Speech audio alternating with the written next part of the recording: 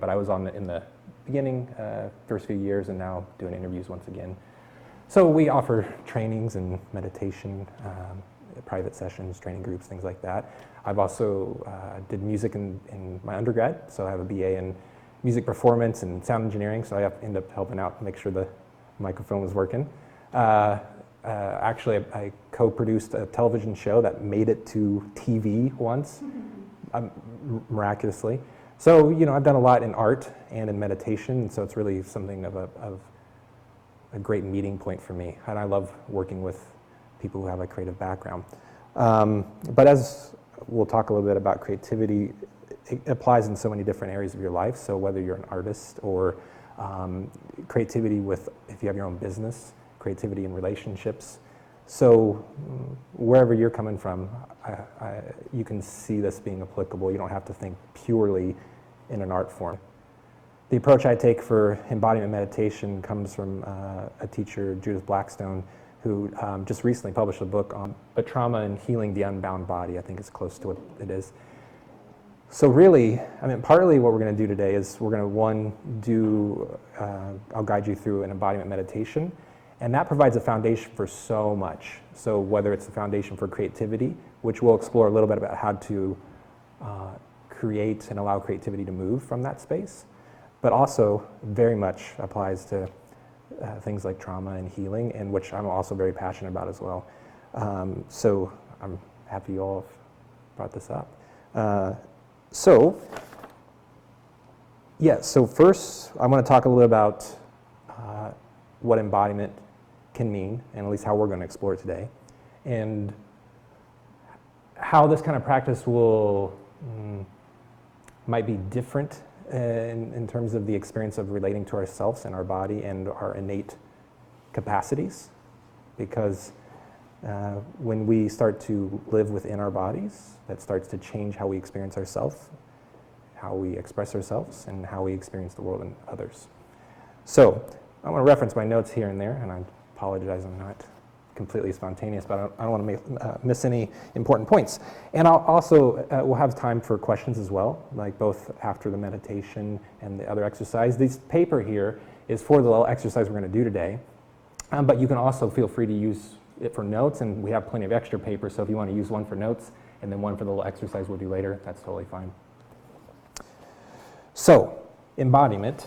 And again, this word is used a lot, so I'm not going to try to lock the term down and say it only means this, but for our purpose, embodiment is inhabiting the space of our body, to live as the space in our body. So we shift from an abstract notion of ourselves to a lived experience where there's less fragmentation, less separation. Now, this fragmentation and separation can be experienced in lots of different ways. And in referencing the world of therapy is really useful here. So different ways that we can sort of leave the home of our body, the home of our spot here in this world, we can be diffuse. That can be one way, where things get really light and diffuse and we feel sort of, I'm going to float out in my body. Other times it can be a constriction and we feel locked in, right? Maybe the chest gets tight or our heads get tight. We can experience it by living in certain parts of our body. Maybe we really feel comfortable in our heads and in our minds, but less so in our chest. Or maybe we feel really present in our chest, but then when it comes to like applying our mind and bearing our ability to know on an issue in life, we get fuzzy. Or maybe we feel a lot of power and we feel present in our gut, but less so here. So these are different ways we can feel partially present in our body, but not other parts. We can, all kinds of flavors, whether diffuse or dense, in our body, out of our body. It's really unique to each of us and how we might experience not being embodied. So, my personal approach is I really would invite whoever I'm working with to be part of that creative process where I don't have to necessarily make assumptions, but I can make observations which are useful. So at first, I usually like to invite you all to notice your experience and to share what's going on. And if you were to do that, you can notice, like right now, you can notice what's happening in our bodies. Let's just try that real quick. And here we're just being very curious. Anything is interesting. This is a nice way to shift. So, I can notice I have a little tension in my shoulders. I was working on a computer a lot today. It's been a really busy week, so my energy's a little bit more up in my body today. So I can notice that. That's really simple. And I can also feel my feet on the floor, and that feels nice.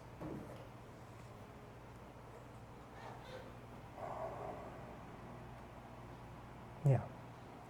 So even just taking a moment to notice what you notice. This is what I would say is raw data, raw information, raw experience. It's more, it just is what it is. And this is why our bodies are really powerful for lots of things, whether it's healing or creativity, because there's an honesty, there's safety, actually, even though it can often feel unsafe to be in our bodies. That's your experience, our experience. And so once we find a way to turn towards it and to start resting, coming a little bit more at rest in our bodies and our experience, the more we can learn, the more we can bring of ourselves into it. So, for example, I could observe, everybody and notice what I notice, and I could share that too and say, oh, what do you think? What did I notice you did this, when you started to sit, or you did this. I can reflect that, but we can then go into that more to find out, what does that have to tell us? What does it have to tell you? This is a whole big process. So today, this is a really good question. Today we're going to kind of cultivate a foundation to be able to do that kind of work. But first we have to get really familiar with coming into our bodies, to just experience that shift and that relationship, because it's often not cultivated in our daily lives and modern lives, especially if we sit at a computer or things like that. We can just constantly be engaging with the world from one kind of disposition, and we get rigidified. Not to mention things like trauma, our past emotional and relational experiences. These things leave grooves in our experience. Habitual patterns can take form that are reflected in the body. Not just, we might react a certain way to certain situations, like in relationships or in work or certain kind of situations. We might react a predictable way, and we say, oh gosh, I wish I could change that behavior. But we can also get closer to it by inhabiting our bodies and seeing how these constrictions and patterns take shape. But first, it's really nice to get the experience of spaciousness and groundedness and safety in the body. A quality of that can then open up the possibility to explore really maybe positive, meaningful things like creativity, but then also especially really difficult things like experiences from trauma or coping mechanisms. Those things take time and patience and compassion. Even doing what we're going to do today takes a lot of patience and compassion and curiosity to just say, okay, we're going to sit and be here as much as we can be here. So another thing, I probably already said this, but say it another way. What this kind of practice does is, one, we get to start feeling what it feels like to be able to inhabit our bodies, to be at home where we are. And we do that first in a safe space, so in your own home or whatever kind of place encourages you to feel like you can let go. But we start cultivating that experience. Then we start also getting more access to more of our innate abilities. So I already mentioned some. Our ability to know, our ability to express, and I'm pointing to parts of our body that are very common. We can experience knowing anywhere, but our brains are here, so it makes sense that we would associate an experience of knowing. Like if I say, hey, think real hard about something, you might go, right? We do this, with our, that's the thing, And expression, voice, raw emotion, kind of, but you could also say love, but there's a sort of ground to all of emotional experience, this sort of way of feeling the world. Our ability to sense the world with kind of raw data, with our tactile experience. power, or self, if that word doesn't work for you, it's sort of willpower, the ability that I can do things, right? A sort of inner strength. So these are qualities that can get constricted that are already naturally present. They're not things that we have to go and do and get somewhere. They're already our birthrights to be able to know the world. Now, how we know the world can grow and change. We can learn new things, but right now, we're aware. We have awareness right now. We can love and be loved right now. We can express. Even if we don't have access to our voice, we express ourselves in different ways, through hands, through our face, writing, whatever it might be. So, this is another reason why we're starting with this embodiment meditation rather than just kind of going right into specific things about creativity. And you've already asked some good questions, because the thing I was going to talk about next was creative blocks and how that can show up. But basically, when I talked about constrictions and patterns from our past showing up in the body, creative blocks can feel like that. And however a creative, and we can use different words. Like, for example, creative block might not be the word that fits for you whenever you feel a little stuck, or there's frustration comes up, or whatever it is, there's some displeasurable experience where you feel there's more possibility for you to show up, to pursue what's meaningful and valuable to you in life, and to give it form, to bring it into the world. Somehow we get stuck, and maybe we spin out, or maybe we give up, or who knows what our reaction might be. But these patterns are often patterns. They're not necessarily used as just one-off experience, like, oh, just that one time it was like that flavor. We usually repeat the kind of ways we engage with creativity. You made me think about, we talk about being creative, and are you an artist or anything, but I started writing a book 3 years ago, and I got to a certain point, I just couldn't, every time I thought about it, I got nervous and anxious, and I thought, I can't do that, I'm not smart enough. Yeah. Yep. And it just now, that's what this is. Exactly. Like, There's something. Yeah, there's something that comes up. And because, for example, writing a book is a big endeavor. I've written a lot too, and I had my own experiences of getting stuck or avoidant. I tend to wait, and then all of a sudden, boof, and then I'll write like mad, and just, it's kind of intense, and there's probably a different way that I could go about that and shift that, right? But with writing, there's also, in the world, the tangible process of doing it, there could be techniques that are helpful, there could be programs that are helpful, there's ways of approaching writing, but then there's a layer that's just our own relationship to that, so it's not more knowledge will sort of resolve that or unfurl that stuck point. We have to sort of be able to have openness to see that about ourselves, to say, oh, yeah, I do this. And then to be curious, what's that like? What's that like for me? What happens in my body? What's happening, what's arising in my mind? What's arising in my emotions when this experience happens? And that experience can be labeled whatever you want to label it. But this is really good to see where this path can lead to. And I know that, again, we're going to be really foundational tonight, but it's important to see how this can be a really integral part of a path of healing, a path of creativity. So let's go ahead and do a meditation. So what we're going to be doing here is simply inhabiting the body. And again, we're shifting from having an awareness of the body, almost like, again, all your patterns and your unique experience will be different. But for example, if I were somebody who tends to be in my head, which has been the experience in my past, I might experience my body as down here. Like, I'm here, this is where I am at, but I have a body and it's down here. But if I inhabit my body and I am my feet, I am my legs, I am my stomach, that's a different experience. So that's what we're going to do, is to shift in that kind of experience. So I'm going to guide you through that. So go ahead and close your eyes. You're already seated, but if you need to shift a little bit to feel relaxed yet attentive. That's what we're starting with here, relaxed yet attentive.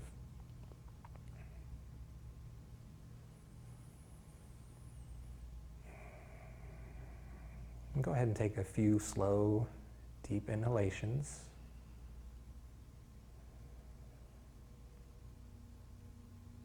And let your exhale go wherever it wants to go.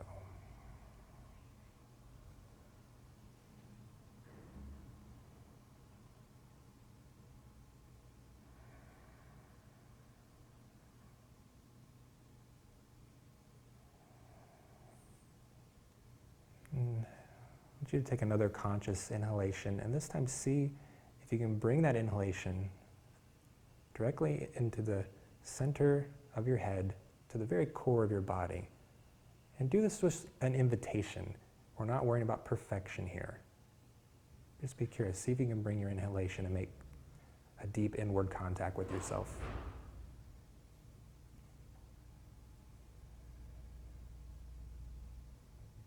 And again, just let your exhale go wherever it wants to go.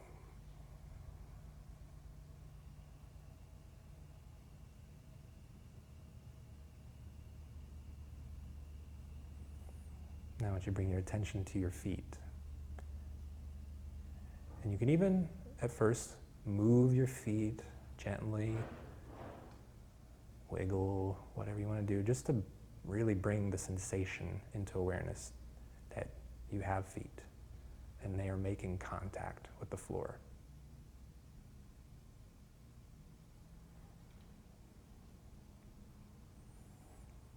Now, I want you to inhabit the internal space of your feet. And again, this may not be perfect. You may feel only partly in the internal space of your feet. But just allow yourself to slowly inhabit the internal space of your feet.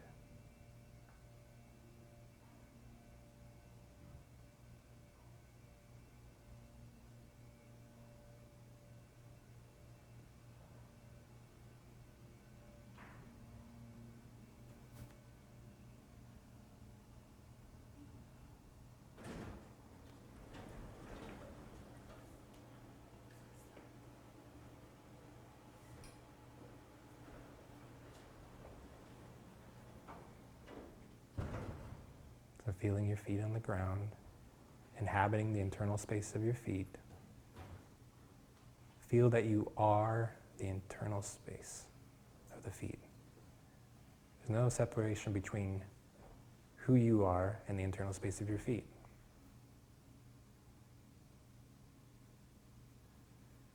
And as you breathe, especially as you inhale, see if you can allow yourself to remain in contact with your body, with your feet, this far down in your body, that your inhale doesn't lift you up out of your feet.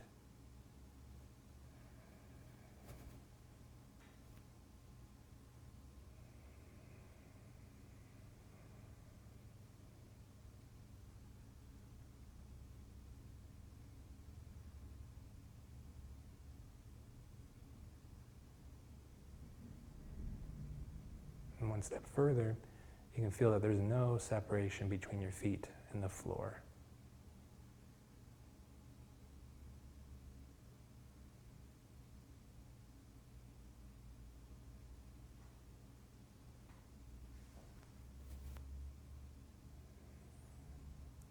And now you're going to come into the internal space of your ankles and your lower legs up to your knees.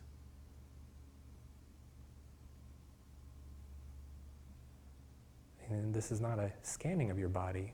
You're actually coming in to the internal space of your lower legs.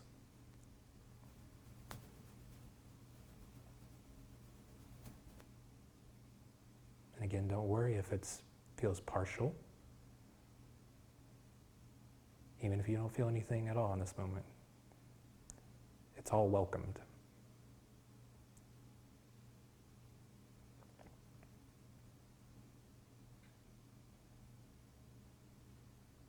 Now coming into the internal space of your knees.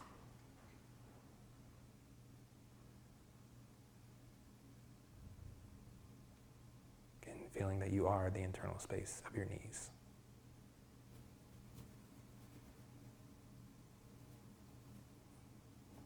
And as you're sitting and inhabiting your body, you might find that your body wants to shift a little organically, naturally, and that's okay. You don't feel like you have to hold your body perfectly still.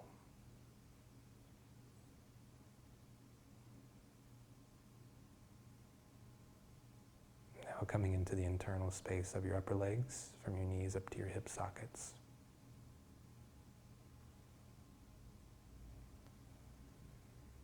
Really feeling that you are the internal depth of your legs, the interior space of your legs.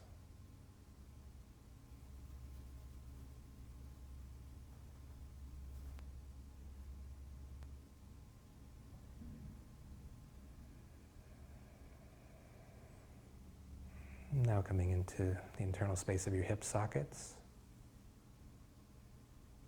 You might have to gently relax, allow yourself to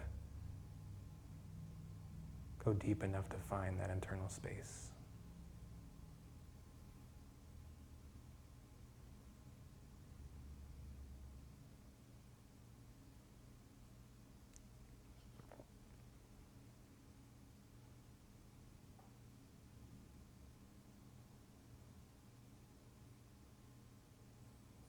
Now coming into the internal space of your pelvis.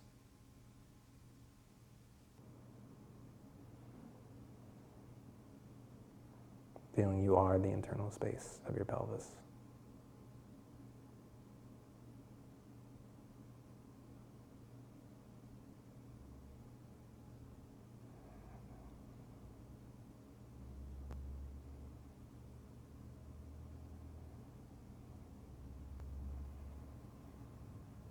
Now inhabiting the bottom of your torso, including all the way down through the sits bones. Feel the contact your lower torso is making with your seat.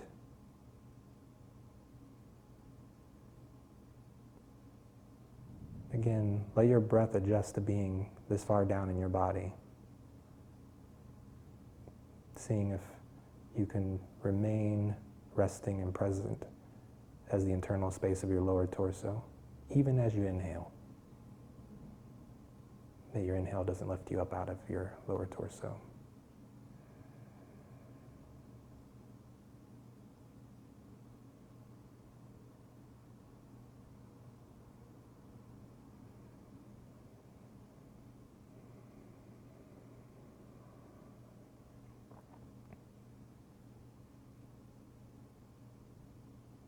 Now coming into the internal space of your stomach and your midsection, from the front of your abdomen, but also all the way back through your lower back, that full volume of your abdomen.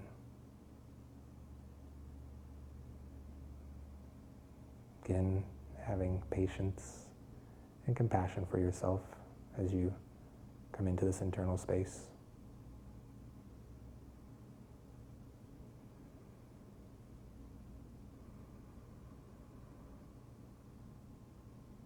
Again, feeling that you are the internal space of your abdomen.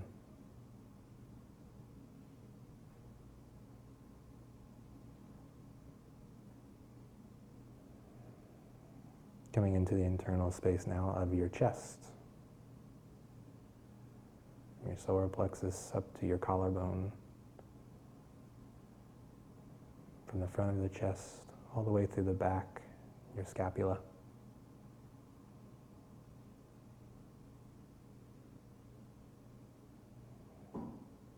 You are the internal space of your chest.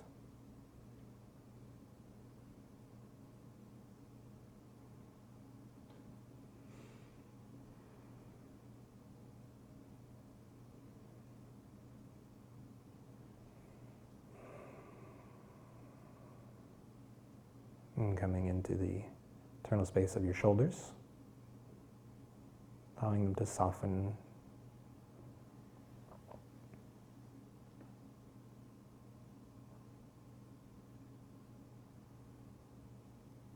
Coming into your shoulder sockets.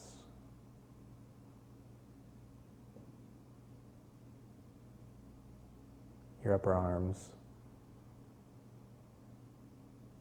elbows, forearms,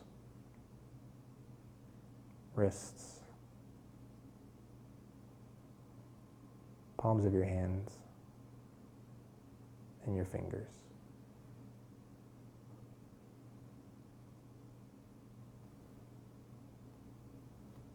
And you are the internal space of your arms.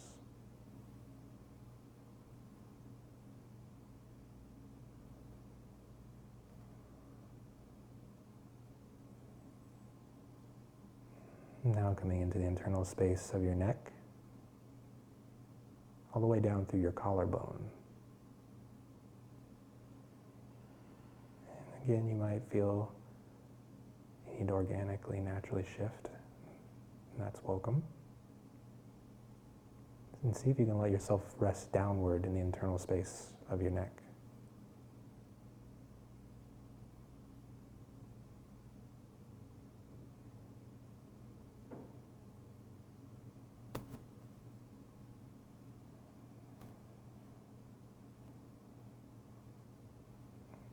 And coming into your forehead, your eyebrows, your eyes. See if you can let your eyes feel continuous with the rest of your face.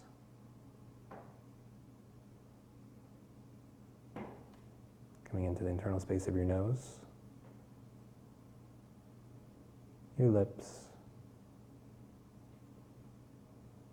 mouth, your chin and jawbone, cheekbones,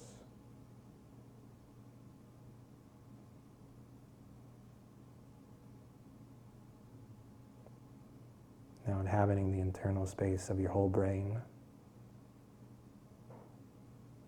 all the way from the front to the back of your head.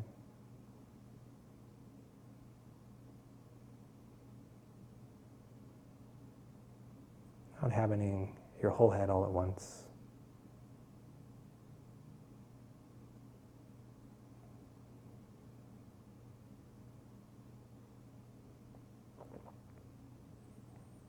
And now inhabiting your whole body all at once. Seeing if you can experience a single you as the singular internal space of your body, that you are resting in and as this internal depth of your body.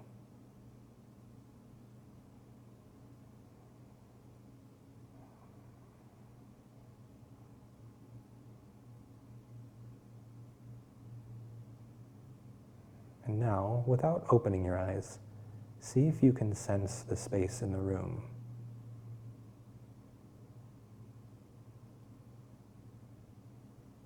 Again, you can just be curious about this experience. And see if you can experience the space that pervades your body is also pervading the room. And it's one continuous space.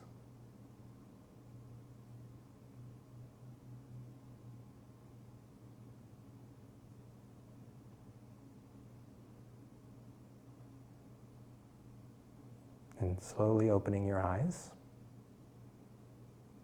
Once again, inhabit your whole body all at once.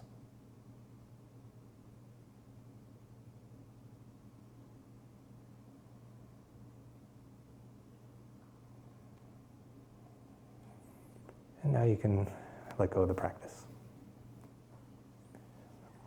So, this was there's more that can be done in this foundational practice, and also with what we did, you can take a lot more time.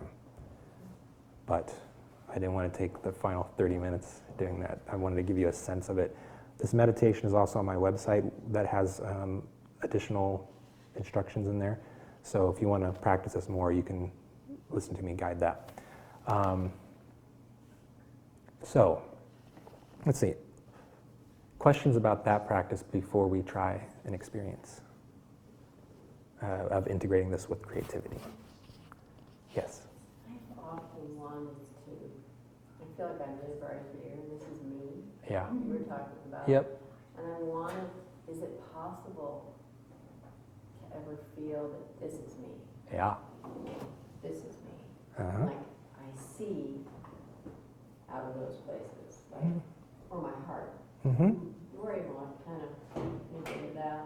Yeah. Like, sense with this instead of this.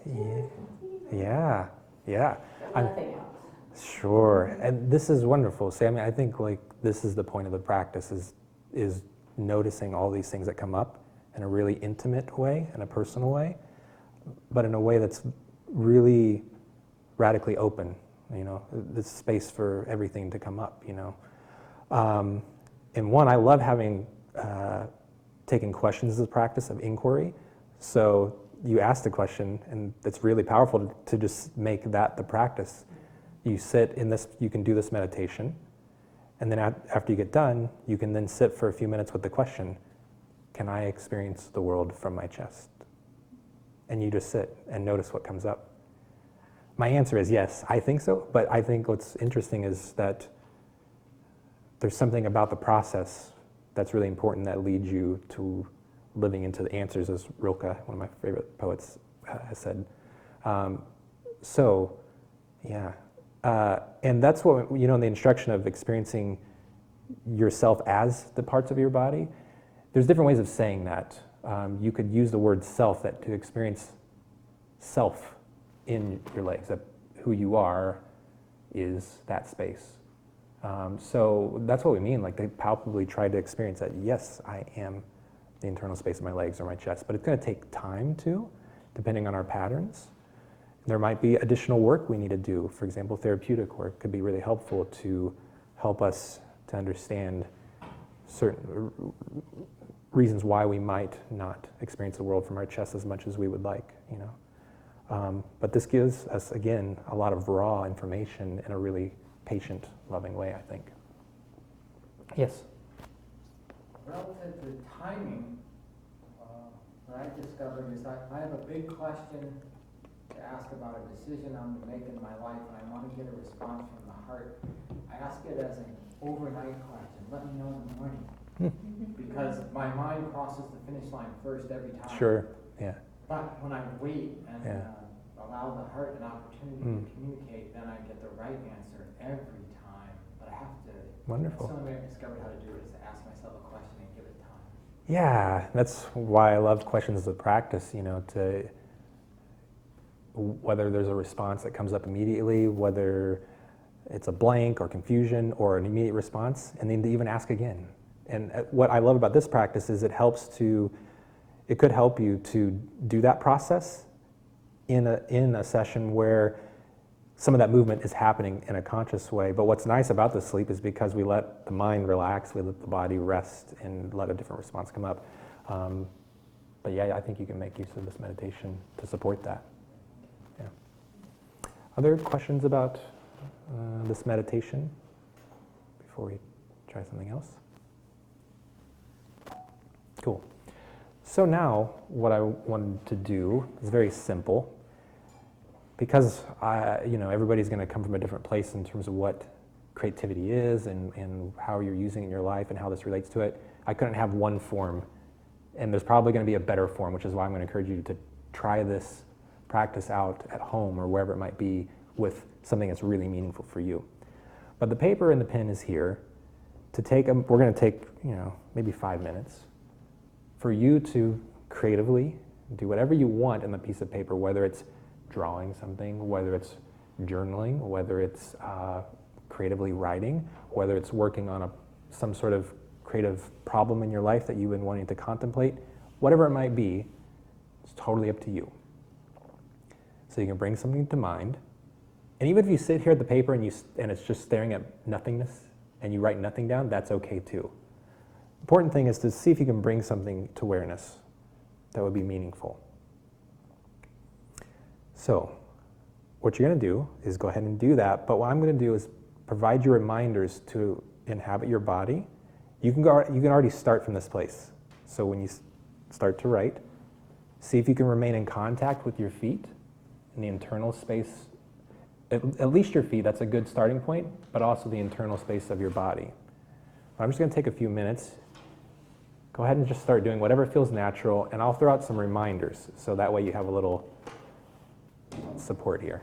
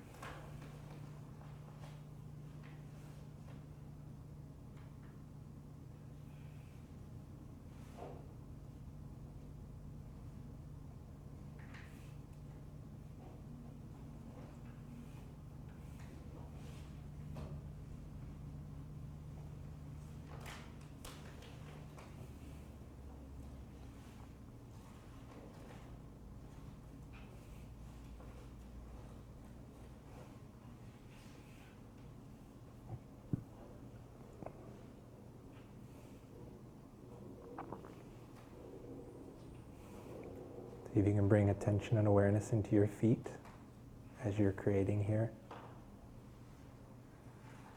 If you need to pause for a brief moment to make internal contact with your feet and body, you can do that and then come back.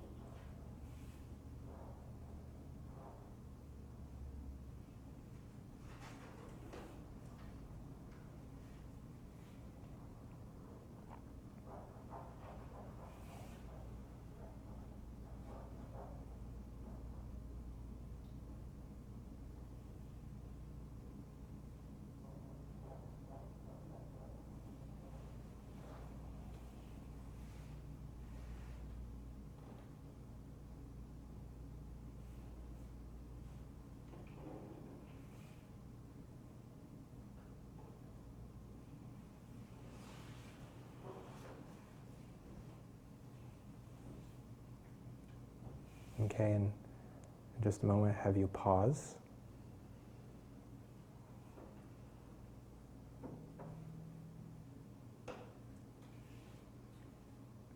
Okay, so take a moment to pause. And once again, close your eyes. Feel your feet on the floor. Take a couple slow, deep breaths. Bring the breath to the center of your body, making deep inward contact with yourself. See if you can inhabit your whole body all at once.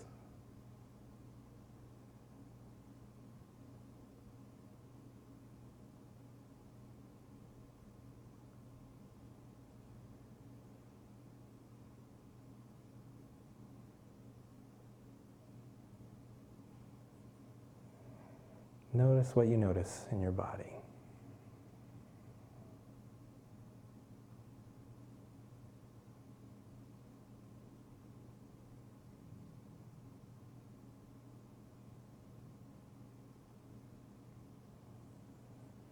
Okay, you can open your eyes.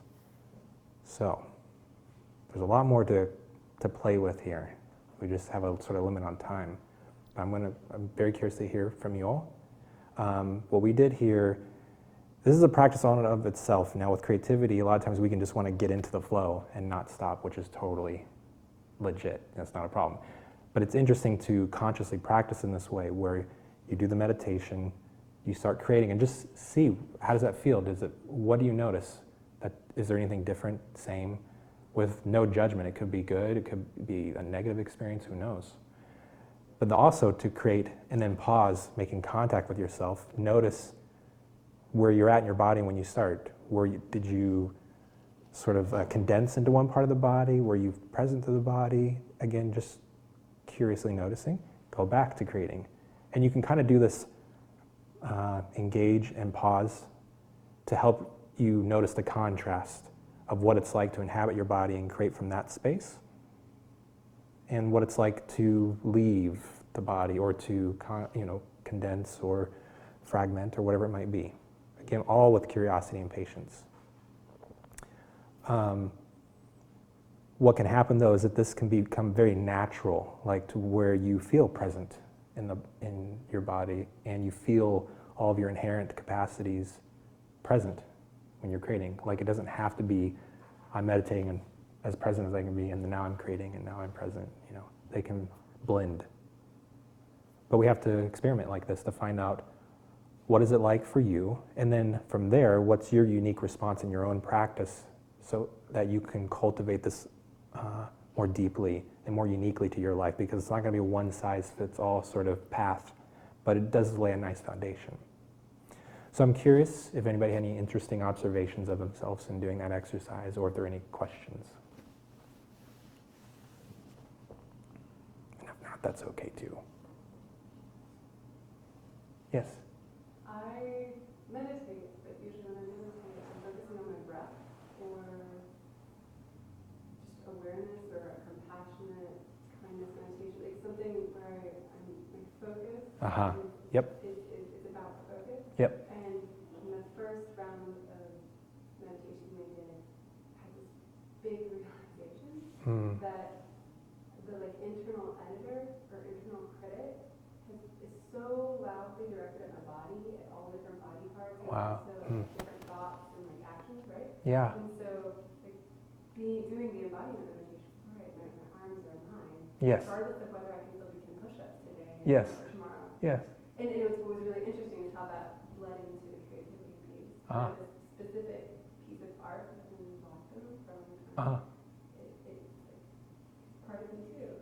Yeah. So it's just Wonderful. a really interesting way to make a different connection of the Yeah. body and to witness self without the judgment and without being so choked up Yeah. around whether it's right or wrong. Ah. It's really interesting. That's wonderful. It's great. That's wonderful. Yeah. There's this cultivates an immediacy with our experience, and that immediacy can be cut off by judgmental thoughts and those constrictions we talk about. But there's immediacy, but with that immediacy has to come that compassionate embrace for whatever to arise, but then more can arise. More is possible with whatever we're doing, because we have access to more in our awareness and to our sensory experience, our feeling experience. But it is a big shift sometimes to really shift from that part that's like trying to manage and edit or protect ourselves. And all those methods, all those things that come up have intelligence to them. I forgot to say that, but that's really important to know, that we didn't just decide to create some pattern that makes our life difficult, that came up to cope with difficulty, but then it's sort of worn out its welcome, like we don't need it anymore, but yet it's still at play and it can interrupt our lives. So we have to appreciate our past selves for knowing how to deal with the world. Wonderful. So, like I mentioned in the beginning, this is just sort of scratching the surface, getting going. There's a lot that can be cultivated here. I hope this has been helpful, and I'm very happy to answer any other questions or if you might have about practice, about integrating this with life and creativity. But I wanted to give you some sort of practical, hands-on experience that you can take and experiment with more. One thought that came to mind as this was going through the evolutionary process. So I started with one thought, head down that path, then something else came up, oh, do that. And then another thing came up and said, oh, that's okay too. And so it just kept evolving, and I just let it flow, because I didn't have to get to I didn't have to get anywhere. Yeah, this is another interesting experience that can happen. And again, I like to use that word blending, because there's a lot that can be cultivated in various meditation practices, various healing practices. This one's really integrated because you, one, get in touch with stillness and openness, which you could say has a quality of not changing. It's just there's just space, there's just stillness. But yet, things happen in the stillness, things happen in our lives. And so that experience like that is that, I don't have to do anything, meaning I can rest in this spaciousness, in this openness, and yet still be present to whatever is arising. This is a really cool experience.